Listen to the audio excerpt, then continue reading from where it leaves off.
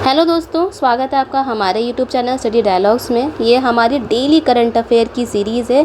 इसमें हम लोग इम्पॉर्टेंट करंट अफेयर से बनने वाले 8 MCQs को डिस्कस करते हैं, ठीक है। और ये वो इम्पॉर्टेंट MCQs हैं जो कि करंट अफेयर से बनाए जाते हैं। साथ में उनके जो इम्पॉर्टेंट पॉइंट्स हैं, जो भी स्टैटिक पोर्शन जो रहता है, वो भी इस वीडियो में डिस्कस किए जाते हैं। और इस वीडियो में आपको 22 और 23 मई, ठीक है, 22 और 23 मई से जो भी इम्पॉर्टेंट करंट अफेयर थे और उनसे जो इम्पॉर्टेंट क्वेश्चंस बने हैं वो इस वीडियो में हम लोग डिस्कस करेंगे। क्योंकि जो भी एग्जामिनर जो होता है, जब वो क्वेश्चन पेपर बनाता है तो उसके पास ये ज़रिया होता है कि जो इम्पॉर्टेंट करंट अफेयर है, न्यूज़ है, खबर है, उसी को लेकर वो आपके लिए क्वेश्चन बनाता है। तो इस सीरीज़ में अगर आप इस सीरीज़ को फॉलो करते हैं तो आपको इस टाइप के क्वेश्चन जो कि आपके एग्ज़ाम में आ सकते हैं वो आपको इस वीडियो में कवर हो जाएंगे। और ये जो वीडियो है ये हिंदी और इंग्लिश मीडियम दोनों ही बच्चों के लिए है, ठीक है। तो वीडियो को एंड तक ज़रूर देखें, बीच में स्किप ना करें और चैनल को सब्सक्राइब ज़रूर करिए। चलिए अब स्टार्ट करते हैं। तो पहला क्वेश्चन है हमारा, ये विच of the following is a acting Iranian president. अब देखो यहाँ पर आपको ये देखना है कि यहाँ पर एक्टिंग प्रेसिडेंट की बात करी है, ठीक है। मतलब कि निम्नलिखित में से ईरान के कार्यवाहक राष्ट्रपति कौन बने हैं, ठीक है। क्या वो मोहम्मद मुखबर हैं, आमिर अब्दुल्ला याहीन हैं, या फिर इब्राहिम रईसी हैं, या फिर आमिर अख्तर हैं। तो इसका सही आंसर है मोहम्मद मुखबिर। अब देखो, अब सबसे पहले हम लोग ये जान लेते हैं प्रेसिडेंट और एक्टिंग प्रेसिडेंट में अंतर क्या है। अब देखो, जो प्रेसिडेंट हैं वो तो है जो कि चुनकर आए हैं, लेकिन जो एक्टिंग, जब भी किसी के पीछे एक्टिंग आगे लग जाता है, चाहे वो प्राइम मिनिस्टर हो, प्रेसिडेंट हो, जब भी कोई एक्टिंग शब्द लग जाता है, इसका मतलब क्या है कि मानो कि पहले एक प्रेसिडेंट थे, ठीक है, उनकी डेथ हो गई, उसके बाद जो वैकेंसी है वो खाली हो गई, तो उस वैकेंसी को भरने के लिए कुछ समय के लिए दूसरा इंसान आके इस पोस्ट पर बैठता है, तो उसको हम बोलेंगे एक्टिंग, ठीक है। मतलब कि कार्यवाहक राष्ट्रपति या फिर कार्यवाहक प्राइम मिनिस्टर, कुछ भी बोल सकते हैं, वो चीफ मिनिस्टर भी हो सकता है, कुछ भी हो सकता है, ठीक है। अब ये खबर में क्या था, अब आपको पता है कि रिसेंटली आप खबरों में था कि जो प्रेसिडेंट थे, ईरान के जो प्रेसिडेंट थे, मतलब कि इब्राहिम रईसी, और वहाँ के आमिर अब्दुल्ला याहीन, मतलब कि फॉरेन मिनिस्टर जो थे, उन दोनों की डेथ हो गई है, ठीक है। वहाँ पर क्रैश हो गया है, ठीक है, प्लेन क्रैश हो गया है। तो ये खबर में बहुत ज़्यादा था। अब इसी को लेकर जो हमारे वाइस प्रेसिडेंट हैं, ठीक है, मतलब कि जो हमारे उपराष्ट्रपति हैं, वो तेहरान गए हैं। तेहरान क्या है? तेहरान है ईरान की कैपिटल, ईरान की राजधानी, ठीक है। वहाँ पर गए हैं, ट्रिब्यूट देने के लिए गए हैं कि जो प्रेसिडेंट, वहाँ के जो राष्ट्रपति थे और फॉरेन मिनिस्टर थे, उनको ट्रिब्यूट देने के लिए गए हैं। तो इसलिए ये खबरों में था। अब ईरान इतना ज़्यादा खबरों में है कि इससे क्वेश्चन बनना लाजमी है। आपको ये भी पता होगा कि कुछ दिनों पहले ईरान और इंडिया ने और ईरान ने एक डील पर साइन करा था, ठीक है। वो थी चाहबार डील की 10 साल के लिए इसको ऑटोमेटिकली वो रिन्यू हो जाएगी, ठीक है। तो इसलिए ईरान हमारे लिए बहुत ज़्यादा इम्पॉर्टेंट रहता है। अब हमने बात करी चाहबार पोर्ट की। अब ये देखिए, जो चाहबार पोर्ट है, ठीक है, जो अगर हम बात करें तो यहाँ पर इस साइड में, इंडिया के इस साइड में आता है पाकिस्तान, और इस साइड में चले तो यहाँ पर आता है ईरान। तो ईरान के इस वाले पॉइंट पर आपको चाहबार पॉइंट वो मिलेगा, चाहबार बंदरगाह, ठीक है, चाहबार पोर्ट। ये बहुत ज़्यादा इम्पॉर्टेंट है, आपसे एग्ज़ाम में पूछा जा सकता है। अब इस चाहबार पोर्ट की इम्पॉर्टेंस क्या है? अब देखिए, जो चाहबार पोर्ट है ये एक ऑल्टरनेटिव रूट देता है इंडिया को, ठीक है। ऑल्टरनेटिव रूट देता है कि इंडिया यहाँ से जाएगा, चाहबार पोर्ट से होते होते पाकिस्तान को बाईपास करता हुआ जाएगा, ठीक है। पाकिस्तान को बाईपास करेगा, मतलब कि अब हमें पाकिस्तान की ज़रूरत नहीं रही है, ठीक है। अब इससे वो यूरोप में जाए, इंडिया अफ़गानिस्तान में जाए, एशिया में, रशिया में जाए, तो वहाँ पर इस इंडिया को एक ऑल्टरनेटिव रूट मिल जाता है। तो इसी को लेके जो चाहबार पोर्ट है हमारे लिए बहुत ज़्यादा इम्पोर्टेंस हो जाता है। साथ में हमें कौन सी कनेक्टिविटी देगा? वो देगा सेंट्रल एशिया की देगा, ठीक है, यूरोप की देगा, रशिया की देगा, ठीक है। ऐसे बहुत सारे जो हमारे मिडिल ईस्ट है, इन सब की कनेक्टिविटी चाहबार पोर्ट से हो जाएगी। तो इसलिए चाहबार पोर्ट हमारे लिए इम्पॉर्टेंट है। अब ईरान न्यूज़ में है तो हमें ये भी जान लेना चाहिए कि ईरान जो है वो कौन कौन से जो कंट्री है उनसे बाउंड्री शेयर करता है। पहली है पाकिस्तान, अफ़गानिस्तान, तुर्कमेनिस्तान, ठीक है, अज़रबैजान, आर्मेनिया, तुर्की और इराक, ठीक है। तो लगभग 7 कंट्रियों से बाउंड्री शेयर करता है। और अगर आपसे क्वेश्चन ये बनता है कि कौन सी वाटर बॉडी से वो बॉडी शेयर करता है, तो पर्शियन गल्फ होगी, साथ में कैस्पियन सी हो गया। तो जो भी इम्पॉर्टेंट जो पॉइंट थे स्टैटिक पोर्शन के साथ हमने इस खबर में डिस्कस कर लिया। अब देखिए, आपके लिए जो बच्चे नए हैं इस चैनल पर, तो आपको ये बता दूं कि हमारा जो चैनल है वो आपके लिए बहुत सारी सीरीज़ चला रखी हैं। जैसे कि पहली है हमारी जीएस एमसीक्यूज़ की, ये वही सीरीज़ है जो मैं आपके साथ डिस्कस कर रही हूँ।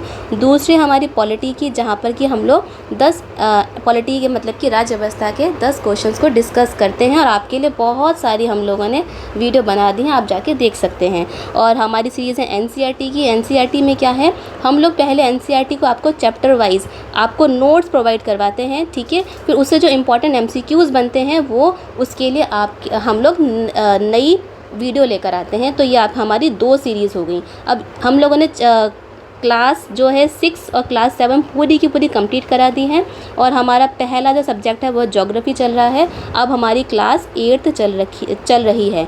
तो क्लास 6 और 7 के जो भी इम्पॉर्टेंट चैप्टर्स हैं, साथ में एमसीक्यूज़ जाके आप हमारे चैनल की प्लेलिस्ट में जाके देख सकते हैं।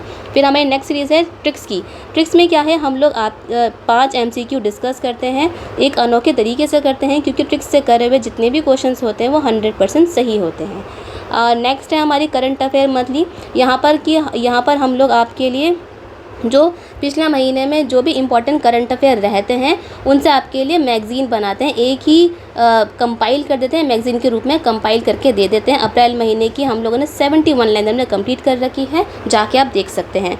फिर हमारी मेंस की टॉपिक्स, जो बच्चे मेंस को शुरू से लेकर चलना चाहते हैं उनके लिए भी हम रेगुलरली इंपॉर्टेंट टॉपिक्स पर वीडियो बनाते रहते हैं।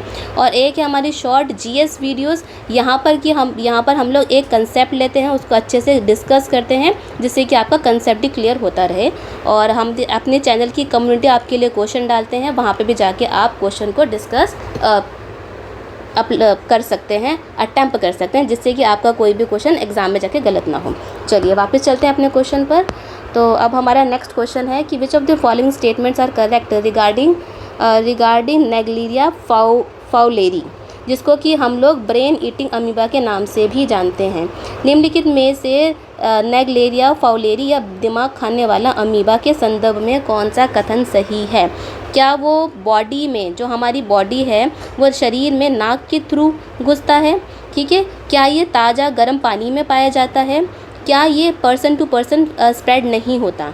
तो इसका सही आंसर है ऑल ऑफ द अबव, ठीक है। अब ये खबरों में था, न्यूज़ में था। इसकी न्यूज़ क्या थी कि केरला में अभी 5 साल की, ठीक है, 5 साल की एक लड़की थी, उसकी डेथ हो गई है इस वाले अमीबा से। ये एक रेयर डिसीज़ है, ठीक है। इसमें क्या होता है, इस रेयर डिसीज़ में देखो, पहली बात तो ये है कि इसको हम ब्रेन ईटिंग अमीबा बोलते हैं। कि अगर ये इससे पहले 15 साल का एक लड़का था, उसकी भी डेथ इस वाले अमीबा से, इस वाली बीमारी से हुई थी।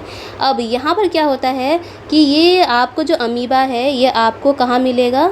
ये मिलेगा हॉट स्प्रिंग्स में, मतलब कि हल्के गर्म पानी में मिल जाएगा, लेक्स में मिल जाएगा, स्विमिंग पूल्स में मिल जाएंगे, ऐसे स्विमिंग पूल्स जिसको कि अच्छे से मेंटेन नहीं करा गया है, तो यहाँ पर ये मिल जाता है। साथ में अब ये अंदर कैसे घुसता है? अब देखो ये अंदर कैसे घुसता है, अगर हम इस डायग्राम में देखें कि ये नाक के थ्रू, ठीक है, ये घुसता है, आपके नाक के थ्रू घुसता है। उसके बाद आपकी ऑल फैक्ट्री बल्ब को इन्फेक्ट करके पूरे के पूरे आपके ब्रेन में घुस जाता है, साथ में ब्रेन को सुझा देता है ये, ठीक है, सुझा देता है, इसमें सूजन आ जाती है। अब उस सूजन से क्या होता है कि इसमें सीवियर इन्फ्लेमेशन आ गई। सूजन का मतलब हो गया सूजन आ जाती है ब्रेन में।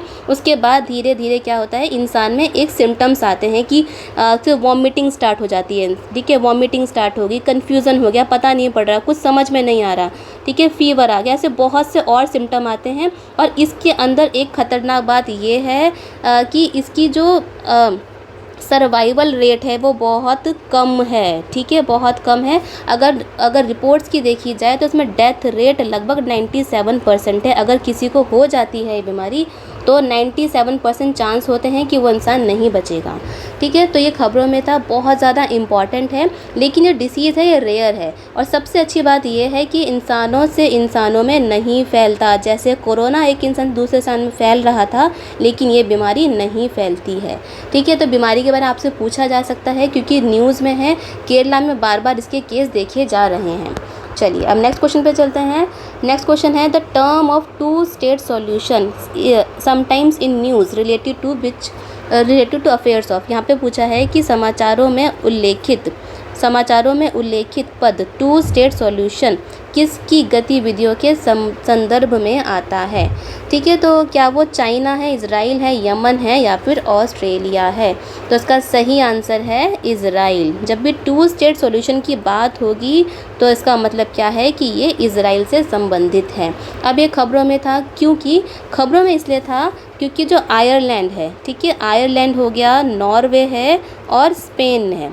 ठीक है, आयरलैंड है, नॉर्वे है, स्पेन है, इन तीनों देशों ने ये बोला है कि हम लोग जो पैलेस्टाइन है, ठीक है, जो पैलेस्तीन है इसको भी एक ये लोग क्या कह रहे हैं कि जो पैलेस्टाइन है, फ़िलिस्तीन है, इसको भी हम लोग रिकॉग्नाइज़ करने वाले हैं। हम ये चाहते हैं कि पैलेस्टाइन को भी एक स्टेट के नाम पर रिकॉग्नाइज़ करा जाए, इसलिए ये न्यूज़ में था। और आपको पता भी होगा कि पहले अभी भी आपको पता है कि हमास और इजराइल में युद्ध चल रहा है, और हमास का वही वाला एरिया है जिसको कि हम लोग पैलेस्टाइन बोलते हैं। इसको हम देख लेते हैं, डायग्राम में देख लेते हैं। अब ये देखिए, अगर डायग्राम में देखें तो ये जो हरा वाला पोर्शन है, अगर शुरू से अगर हम बात करें, ठीक है, 1946 में अगर हम देखते हैं तो उस टाइम पर जो फ़लस्तीन था, ठीक है, वो उसका जो एरिया था बहुत ज़्यादा था। देखो कितना सारा एरिया है फ़लस्तीन का, ठीक है। उसके बाद क्या हुआ कि यूएन प्लान आया 1947 में। अगर 1947 में देखा जाए तो इजराइल धीरे धीरे अपने पैर पसारने लग गया और फ़लस्तीन सिकुड़ के बस इतना सा रह गया। ठीक है, फिर 1967 में देखा जाए तो इजराइल और बढ़ गया। ये देखो कितना सारा उसने पूरा का पूरा एरिया कर लिया, और जो फ़लस्तीन था वो केवल इतना और इतने एरिया में रहा। और अगर हम अब की बात करें, 2010 की बात अगर हम करें, तो अब हम देखेंगे इजराइल पूरा का पूरा पैर पसार चुका है, और जो आपका फ़लस्तीन है वो केवल इतने में ही रह गया है। अब इसी चीज़ को लेकर आपको पता भी होगा, अभी फ़िलहाल अगर हम बात करें तो अक्टूबर 7, 2023 में हमास ने इजराइल पर अटैक भी करा था, जिसका परिणाम क्या है कि आज तक इजराइल और फ़लस्तीन में लड़ाई होती जा रही है। अभी तक वो लड़ाई शांत होने का नाम नहीं ले रही है। तो इसी चीज़ को लेके आयरलैंड, नॉर्वे और स्पेन ने क्या बोला है कि हम लोग फ़लस्तीन को रिकॉग्नाइज़ करेंगे, ठीक है, उसकी सपोर्ट में। और ये भी बोल रहे हैं कि बहुत ज़्यादा जो वार है आपका बहुत लॉन्ग हो चुका है, बहुत लंबा चल चुका है, अब इस एरिया में हमें पीस की ज़रूरत है, अब शांति स्थापित करने की ज़रूरत है। ठीक है, तो यह खबर थी, आपको मैंने पूरा का पूरा बैकग्राउंड बता दिया। टू स्टेट सॉल्यूशन का मतलब क्या है कि इजराइल भी एक कंट्री की तरह रहे, अगर हम मोटे मोटे शब्दों में बोलें, और साथ में फ़लस्तीन भी रहे, आपस में लड़ाई झगड़ा ना करें।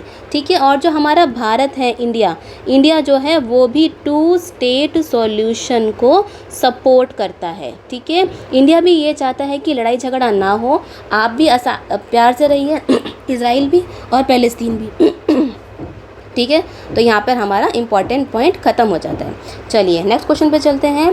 नेक्स्ट क्वेश्चन हमारा, विच of the following river basin is world largest drainage system. यहाँ पूछा है कि विश्व का सबसे बड़ा नदी बेसिन कौन सा है।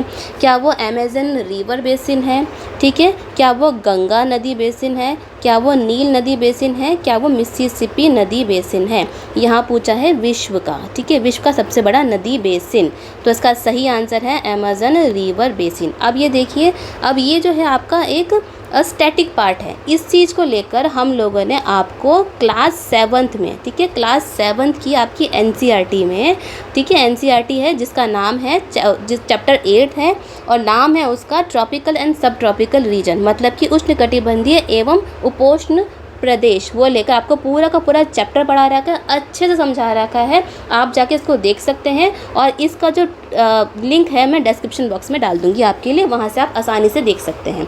तो यहाँ पर खबर क्या है कि वर्ल्ड लार्जेस्ट ड्रेनेज बेसिन, तो आंसर है इसका अमेज़न रिवर बेसिन। अब यहाँ पे खबर क्या है, खबर ये है कि रिसेंटली अभी ये खबरों में पता पड़ा है कि जो आपका जो ब्राज़ील अमेज़न रेन फॉरेस्ट है, ब्राज़ील का जो अमेज़न का रेन फॉरेस्ट है, वहाँ पर बहुत ज़्यादा आग लगने की खबरें आ रही हैं, वो जल रहा है। ठीक है, आग लगने की खबरें आ रही हैं। और आपको ये भी पता है कि जो अमेज़न जो है हमारा जो रेन फॉरेस्ट है, ठीक है, वो पूरे विश्व का अगर बोलें तो सबसे बड़ा रेन फॉरेस्ट है। ठीक है, सबसे बड़ा रेन फॉरेस्ट है। और और ये भी है खबरों में ठीक है। तो यहाँ पर क्या है, ये देखो अगर मैप में देखें तो ये आपका साउथ अमेरिका मतलब कि दक्षिण अमेरिका है। तो दक्षिण अमेरिका का ये जो हिस्सा है, ठीक है, ये जो हिस्सा है यहाँ पर आपकी जो अमेज़न रिवर है वो मतलब अमेज़न नदी बहती है, साथ में उसकी जो ट्रिब्यूटरीज़ हैं, सहायक नदियाँ हैं वो भी बहती हैं। तो वो सारा मिलकर क्या बनाता है, अमेज़न नदी बेसिन बना लेते हैं, जो कि विश्व का सबसे बड़ा है। अब खबर में आपको मैंने बता दिया कि खबर में क्या है कि ये जो फॉरेस्ट है, ये जो आपका जंगल है, ठीक है, जो वर्षा वन है, यहाँ पर बहुत ज़्यादा आग लग रही है। अब ऐसा नहीं है कि ये आग नेचुरली या प्राकृतिक रूप से लग रही है, यहाँ पर लोग इसमें आग लगाकर इस जंगल को साफ़ कर रहे हैं। और वो क्या कह रहे हैं कि एग्रीकल्चर मतलब कि कृषि के लिए इसको साफ़ कर रहे हैं। अब देखो ये जो अमेज़न के घने जंगल आपने सुना भी होगा, ये बहुत ज़्यादा इम्पॉर्टेंट है। अगर इनको बात करें तो इनको हम लोग बोलते हैं विश्व के फेफड़े मतलब कि लंग्स ऑफ द वर्ल्ड। अब ऐसा क्यों बोला जाता है, क्योंकि ये इतने ज़्यादा घने हैं, इतने ज़्यादा हरे भरे हैं कि जो भी हमारी बहुत सारी जो कार्बन डाइऑक्साइड होती है ना, जो ग्लोबल वार्मिंग में हेल्प करती है, उसको ये एब्जॉर्ब कर लेते हैं। लेकिन अब इनके जलने से क्या हो रहा है कि जब पेड़ ही नहीं बचेंगे, पेड़ हट गए, जो पेड़ कार्बन डाइऑक्साइड एब्जॉर्ब करते थे अब वो इस जगह पर है ही नहीं। तो उससे क्या होगी कि हमारे एनवायरनमेंट में कार्बन डाइऑक्साइड बहुत ज़्यादा बढ़ जाएगी, साथ में ग्लोबल वार्मिंग भी बढ़ जाएगी। उससे हमारी पृथ्वी का जो टेम्परेचर है वो कहीं ना कहीं बढ़ जाएगा। अब ये इतनी बड़ी खबर है क्योंकि अगर खबरों में ये बोला गया है कि यहाँ पर लगभग 12,000 किलोमीटर स्क्वायर इतना बड़ा एरिया केवल ब्राज़ील के अमेज़न के घने जंगलों में काट दिया गया है, जनवरी से लेकर अप्रैल की हम लोग बात करें तो। ये हमारे लिए बहुत ज़्यादा चिंता की बात है कि जो पेड़ हमें रक्षा करते हैं, हमारी ठीक है, कार्बन डाइऑक्साइड को एब्जॉर्ब करते हैं, वो कहीं ना कहीं काटे जा रहे हैं। ठीक है, ये सारी खबरें थी। देखो आपको खबर भी पता पड़ी यहाँ पर, साथ में आपको उससे बनने वाला स्टैटिक पोर्शन भी पता पड़ गया। ठीक है, तो इम्पॉर्टेंट पॉइंट जो भी हैं आप अपनी कॉपी में इसको ज़रूर नोट कर लीजिए। ठीक है, और बार बार रिवाइज़ करते रहे, जिससे कि आप कभी ना भूलें, साथ में आपके सारे कंसेप्ट भी क्लियर हो जाएं। चलिए अब हम चलते हैं नेक्स्ट क्वेश्चन पर। नेक्स्ट क्वेश्चन है कल्टीवेशन ऑफ राइस रिक्वायर्स, मतलब यहाँ पर ये पूछा है कि तो चावल की खेती के लिए आवश्यक होता है। यहाँ पर ये पूछा है कि जब भी चावल की खेती करी जाती है तो उसके लिए क्या आवश्यक है। क्या उसके लिए हाई टेम्परेचर और लो रेनफॉल मतलब कि उच्च तापमान और कम वर्षा की ज़रूरत होती है। ठीक है, क्या हाई टेम्परेचर और हाई रेनफॉल की ज़रूरत है, या फिर लो टेम्परेचर और हाई रेनफॉल की ज़रूरत है, या फिर लो टेम्परेचर और लो रेनफॉल की ज़रूरत है। ठीक है, तो इसके लिए होता है आपका हाई टेम्परेचर और हाई रेनफॉल, मतलब कि चावल को उगाने के लिए हमेशा हमें उच्च तापमान और साथ में उच्च वर्षा चाहिए होती है। अब ये भी न्यूज़ खबरों में थी। अब यहाँ पर क्या है, खबर क्या थी कि जो आपका कनाडा है, ठीक है, कनाडा है, ब्राज़ील है, ऑस्ट्रेलिया है और यूके है, इन सब ने WTO में, वर्ल्ड ट्रेड ऑर्गेनाइजेशन में, इंडिया के खिलाफ़ बोला है कि इंडिया ने अपने जो राइस के जो एक्सपोर्टर हैं, जो राइस को जो एक्सपोर्ट करने वाली जो कंपनियां हैं, जो लोग हैं, उनको एक कॉन्फ्रेंस में भाग नहीं लेने दिया। ठीक है, भाग नहीं लेने दिया। अब ये पूछा है इंडिया से कि तुमने ऐसा क्यों करा है, कि तुमने चावल पे रोक कैसे लगा दी, जब तुमने इनको भाग ही नहीं लेने दिया तो ये लोग चावल एक्सपोर्ट कैसे करेंगे। अब इंडिया का ये कहना है कि मेरे यहाँ पर इंडिया में पहले ही क्राइसिस हो रखा है। ठीक है, तो हम लोगों ने लगभग थोड़ा बहुत इस पे बैन लगा दिया है, जिससे कि हमारे देश में जितने भी जो प्राइस हैं, जो प्राइस हैं, ठीक है, रेट हैं, वो चावल के ना बढ़ें। ठीक है, जिससे कि महंगाई ना हो। अब इंडिया का ये कहना है और इंडिया और भी जवाब देगा। आगे देखते हैं क्या होता है, हम लोग आपको अपडेट करते रहेंगे। अब यहाँ देख लेते हैं हम लोग कि चावल के बारे में देख लेते हैं। अब जो राइस है, ये राइस जो है, चावल है, ये ज़्यादातर इंडिया में स्टेपल फूड मतलब कि ऐसा खाना जो कि ज़्यादातर खाया जाता है, वो खाना है। अब दूसरा इंपॉर्टेंट पॉइंट ये है कि ये आपकी खरीफ क्रॉप है। ठीक है, एक खरीफ फसल है। ठीक है, और ये जो चावल है, ये ज़्यादातर अगर हम देखें तो ये अगर हम वेस्ट बंगाल की बात करें, ठीक है, बंगाल में देखें तो चावल को 3 क्रॉप्स में उगाया जाता है, जिसको कि हम बोलते हैं औस, अमन और बोरो। ठीक है, इस टाइप के नाम आपसे पूछे जा सकते हैं, आप जाके इसको नोट कर लीजिए। अब जो हमारा भारत है, इंडिया है, वो सेकंड लार्जेस्ट प्रोड्यूसर है चावल का। सबसे ज़्यादा तो चावल प्रोड्यूस करता है, उत्पादन जो करता है चावल का वो चाइना करता है, और नंबर 2 पर करता है इंडिया। ठीक है, और लीडिंग प्रोड्यूसर अगर हम देखें पूरे हमारे राज्यों में देखें तो पहला है वेस्ट बंगाल, उसके बाद आता है उत्तर प्रदेश, और फिर है पंजाब। ठीक है, ये क्या है, लीडिंग प्रोड्यूसर स्टेट्स हैं। ये बात हुई हमारे चावल की। चलिए नेक्स्ट क्वेश्चन पे चलते हैं। नेक्स्ट क्वेश्चन है the greater flamingo is a state bird. ठीक है, तो यहाँ पूछा है कि ग्रेटर फ्लेमिंग को किस राज्य का राज्य पक्षी है, किस राज्य का राज्य पक्षी है। तो क्या वो उत्तर प्रदेश का है, गुजरात का है, मध्य प्रदेश का है, या फिर महाराष्ट्र का है। तो इसका सही आंसर है गुजरात। अब ये देखो, इस टाइप के जो क्वेश्चन होते हैं स्टेट बर्ड करके क्वेश्चन पूछ लिए जाते हैं। अब ये खबरों में था, क्योंकि खबरों में ये था कि अभी फ़िलहाल मुंबई में, ठीक है, मुंबई के एयरपोर्ट पर लगभग 30 ग्रेटर फ्लेमिंगो की डेथ हो गई है। ये जो हैं ये प्लेन से टकरा गए हैं।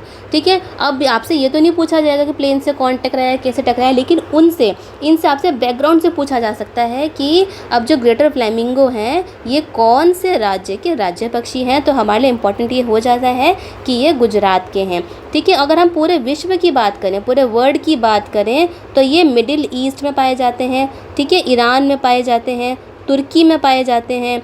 ठीक है, ओमान में, अफ़गानिस्तान में, इन सभी एरियाज़ में पाए जाते हैं। और साथ में ये कहाँ, कौन से एरिया में, कौन से क्षेत्र में पाए जाते हैं। तो ये आपको कहाँ मिलेंगे, लगून्स में देखने को मिल जाएंगे। ठीक है, लेक्स में देखने को मिल जाएंगे, झीलों में देखने को मिल जाएंगे, एस्चुरीज़ होती है। ठीक है, बीचेस, कौन से बीचेस, जो मिट्टी वाले मडी बीचेस होते हैं।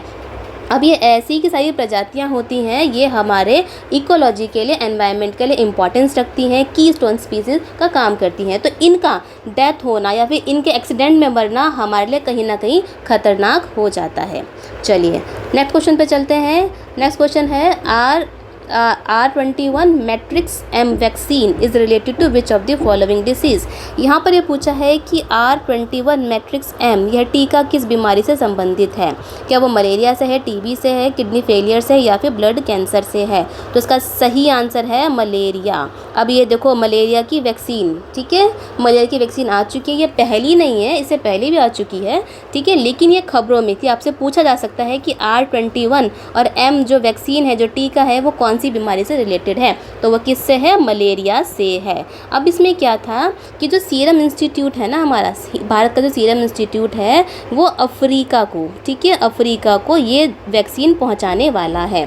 तो यहाँ पर ये हमारे इम्पोर्टेंट हो जाता है। ठीक है, अब इम्पॉर्टेंट पॉइंट ये है कि ये जो R21 मैट्रिक्स एम वैक्सीन है, इसको डेवलप करा है यूनिवर्सिटी ऑफ ऑक्सफोर्ड ने। ठीक है, यूनिवर्सिटी ऑफ ऑक्सफोर्ड ने, साथ में सीरम इंस्टीट्यूट ऑफ इंडिया ने, दोनों ने मिलकर इस वैक्सीन को बनाया है। अब ये जो वैक्सीन है ये क्या यूज़ करके बनाई गई है। अब देखो चिली में, ठीक है, चिली एक देश है, उस चिली में एक तरीके का पेड़ मिलता है। उस पेड़ का नाम है क्विलाजा सेपोनारिया। ठीक है, क्विलाजा सेपोनारिया जो ट्री है, उसकी जो बार्क है, बार्क मतलब हो गया उसकी जो छाल है, उसको निकाल के उसमें से इस वैक्सीन को बनाया गया है। ठीक है, अब देख लेते हैं कि मलेरिया क्या है। अब देखो मलेरिया जो है ये किससे होता है, ये मच्छर के काटने से होता है। अब कौन सा मच्छर, ये मच्छर होता है आपका एनोफिलिस मॉस्किटो। ठीक है, फीमेल एनोफिलिस मॉस्किटो से काटने से होता है। अब इम्पॉर्टेंट बात यह है कि आपके ट्रॉपिकल और सब ट्रॉपिकल रीजन में ये पाया जाता है, उष्णकटिबंधीय क्षेत्रों में ये पाया जाता है। अब जैसे कि कहाँ पर हो गया, अफ्रीका में हो गया, एशिया में हो गया, साउथ अमेरिका में हो गया, इन सभी क्षेत्रों में ये पाया जाता है। मतलब अगर बात करें तो इस वाले क्षेत्र में, पूरे अगर हम इसको धरती माने तो इस वाले क्षेत्र में ये लगभग पाया जाता है। क्यों, क्योंकि यहाँ पर गर्मी ज़्यादा होती है, कंड्यूसिव एनवायरनमेंट होता है मच्छरों को पनपने के लिए, तो ये मलेरिया आपको यहाँ पे मिल सकता है। तो हमारा क्वेश्चन क्या था, R21 मैट्रिक्स एम, तो ये क्या है, मलेरिया से रिलेटेड। चलिए लास्ट क्वेश्चन है हमारा, और ठीक है, तो इसमें क्या है, इसमें है recommendation of Shekatkar committee is related to. यहाँ पर ये पूछा है कि शेखतर समिति की सिफारिशें किससे संबंधित हैं। ठीक है, क्या वो क्रिएट थिएटर कमांड के लिए बोला है, ठीक है, क्रिएट 3 इंटीग्रेटेड कमांड के लिए बोला था उन्होंने, क्या फिर ये बोला था कि इंडियन जुडिशियल सर्विस को बनाया जाए, भारतीय न्यायिक सेवा को बनाया जाए, कि रोजगार को पैदा करने वाला मंत्रालय बनाइए, या फिर मानव अधिकारों के लिए एक इकाई बनाई जाए। तो इसका सही आंसर है क्रिएट 3 इंटीग्रेटेड कमांड, मतलब कि एकीकृत थिएटर कमांड बनाने की सिफारिश किसने करी थी? ये करी थी शेखर कमेटी ने। अब शेखर कमेटी ने ये भी करा था, साथ में शेखर कमेटी ने बोला था कि CDS भी होना चाहिए। अब CDS क्या है? CDS की फुल फॉर्म अगर हम देखें तो वो है आपका चीफ डिफेंस स्टाफ, ठीक है, चीफ डिफेंस स्टाफ है। और जो अभी हमारे चीफ डिफेंस स्टाफ हैं उनका नाम है अनिल चौहान, ठीक है। ये क्वेश्चन पूछा जा सकता है आपसे कि फ़िलहाल हमारे CDS कौन है। अब ये इंटीग्रेटेड थिएटर कमांड क्या होती है? इसके अंदर क्या होता है कि इसमें ये बोला गया है कि जो हमारी आर्मी है, ठीक है, जो हमारी नेवी है और जो हमारी एयरफोर्स है, ये सारी की सारी मिलकर एक ही अम्ब्रेला के नीचे, मतलब कि एक सिंगल कमांड के नीचे आएंगी, ठीक है, सिंगल कमांड। इनको कौन सिंगल कमांड करेगा? एक ही कमांड मिलेगी। और ये इम्पॉर्टेंट इसलिए भी हो जाता है क्योंकि जब कभी वार है, कोई भी कंडीशन है, एग्रेशन की कंडीशन है, तो ये सारी की सारी जो हमारी फोर्सेस हैं वो एक साथ मिलकर काम करेंगी, एक ही कमांड मिलेंगी। तो यहाँ पर इनका मतलब कि डिसइंटीग्रेशन नहीं हो सकता है, ठीक है, सभी एक ही कमांड है तो एक साथ ही काम करेंगे। ऐसा नहीं है कि अभी आर्मी आई है, बाद में नेवी आएगी, बाद में एयरफोर्स आएगी, और इससे इसी चीज़ से हमारी एकता बढ़ेगी, मतलब ये हमारी जो फोर्स है उसको स्ट्रेंथ देंगी। तो यहाँ पर बेसिक कंसेप्ट यही था कि स्ट्रेंथ देना और एक ही चीज़ में एकदम एकता बना के रखना, कि एक ही कमांड में काम करना। अब ऐसा नहीं है कि ये जो कंसेप्ट है वो इंडिया पहली बार कर रहा है, इससे पहले ये जो कंसेप्ट है आपको चाइना, रशिया, US और UK और फ्रांस में भी मिलता है। मतलब कि ये कंट्रियाँ पहले से ही इंटीग्रेटेड थिएटर कमांड को लागू कर चुकी हैं। तो ये बहुत ज़्यादा इम्पॉर्टेंट है अपने देश में एक स्ट्रेंथ बनाना अपनी फोर्सेस के लिए और अपने देश को सिक्योरिटी प्रदान करना, ठीक है। तो चलिए, ये थे हमारे 8 क्वेश्चन। अगर आपको इनमें से कोई भी डाउट है तो आप कमेंट सेशन में बेझिझक लिख सकते हैं, ठीक है। और वीडियो कैसी लगी ये भी बताइए। वीडियो को लाइक करिए, अपने फ्रेंड्स के साथ शेयर करिए और चैनल को सब्सक्राइब ज़रूर करिए। चलो मिलते हैं नेक्स्ट वीडियो में। Happy learning.